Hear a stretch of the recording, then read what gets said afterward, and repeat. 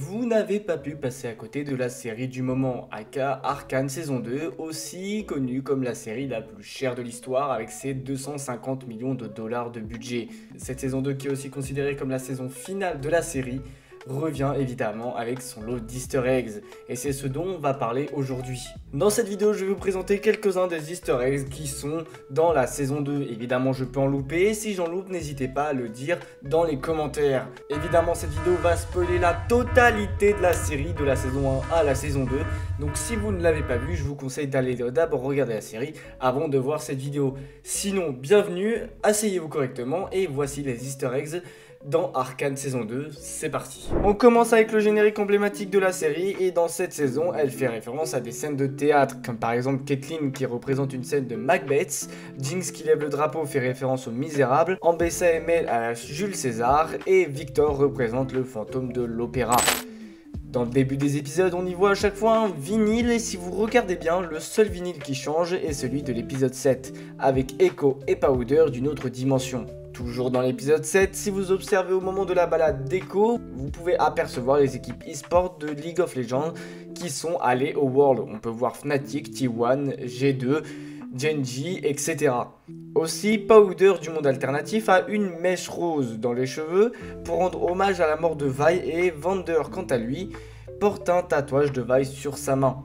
À la fin de l'épisode 7, ouais je sais il y a beaucoup de choses de cet épisode, mais c'est normal, c'est rempli, c'est pas de ma faute. On voit Powder poser un pendentif dans son tiroir, et si vous regardez bien, il représente Echo à gauche et Powder à droite. Mais il y a un autre détail caché que pas beaucoup de gens ont remarqué.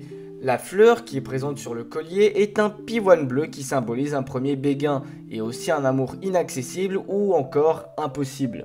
Dans la saison 2 d'Arcane, Jinx a ressemblé des adeptes après être devenue une icône de la liberté à Zone, qui s'appelle les Jinxers.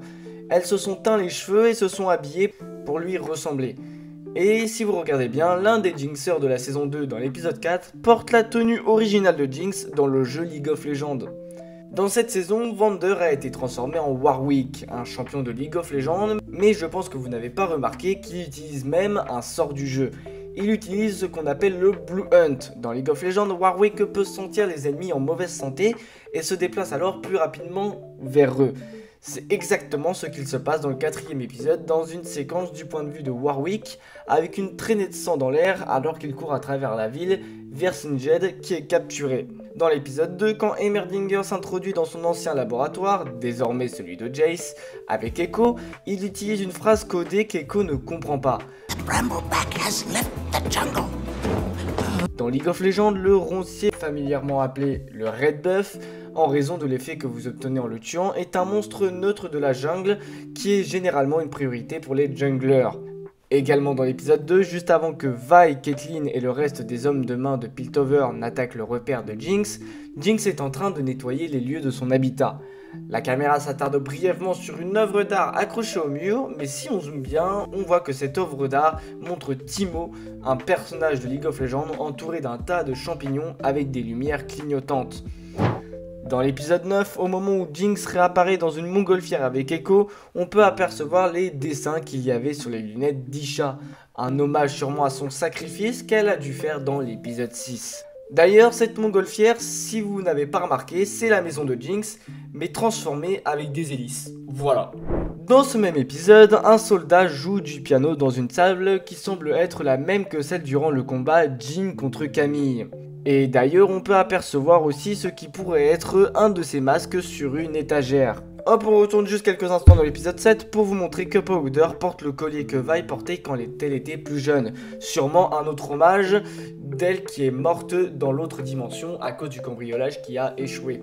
Dans les dernières scènes de l'épisode 9, on y voit une fille dans un miroir qui est accompagnée de Singed. Et bien il s'agit tout simplement de sa fille qui est, si on peut reconnaître à son visage, le champion de League of Legends, Orianna.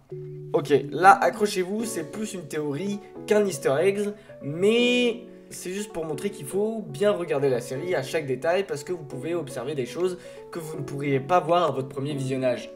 À la fin de l'épisode 9, vous pouvez voir Caitlyn regarder intensément une carte. Cette carte contient des schémas de la tour où était Jinx quand elle s'est sacrifiée pour sauver Vi, et plus précisément des bouches d'aération dans lesquelles elle aurait pu s'échapper.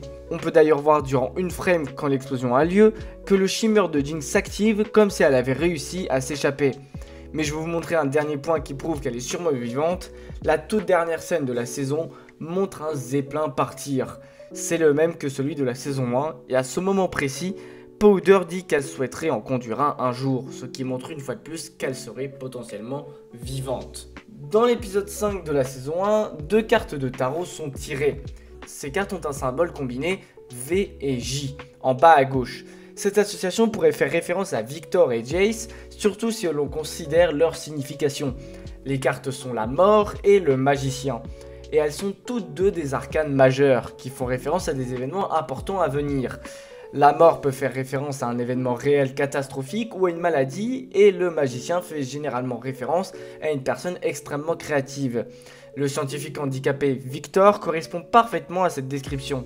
L'illustration de la carte de la mort montre un esprit, peut-être celui de Victor, entrant dans un squelette, tandis que le magicien ressemble à la forme finale de la glorieuse évolution de Victor avec un masque pointu et une cape sombre.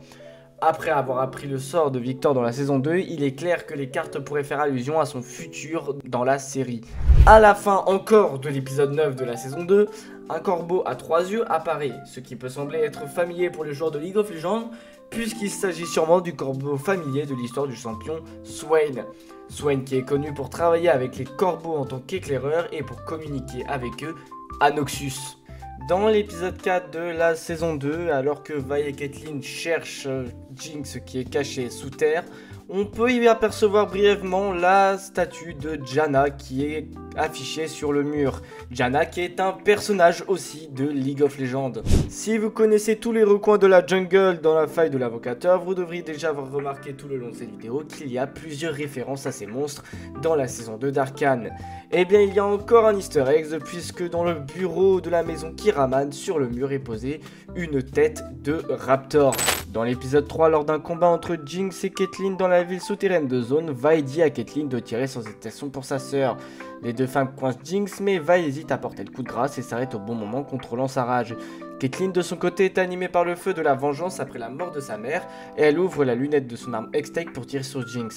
Elle touche les gants Hextech de Vi, la ratant la cible. Cette scène est une référence directe à la capacité ultime de Caitlyn, Ace in the Hole, qui ne peut être arrêtée qu'en la bloquant avec un champion pendant que le tir voyage dans les airs, ce qui est dans ce cas est Vi qui empêche la balle de toucher sa sœur.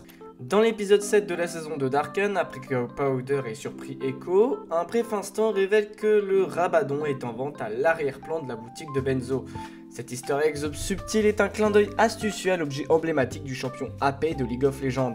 Il est souvent considéré comme un achat de fin de partie car il améliore les capacités brutes, fréquemment achetées par les mages. D'ailleurs, dans ce même épisode, lors de la danse entre Echo et Powder, vous avez sûrement remarqué une baisse fréquence d'image durant cette séquence. Et bien c'est normal puisqu'elle est de 4 fps et 4 fps c'est 4 images par seconde, c'est-à-dire le temps que Echo peut remonter dans le temps avec sa machine. Dans l'épisode 9, avez-vous remarqué que quand Jinx apparaît, elle porte une capuche avec des dents.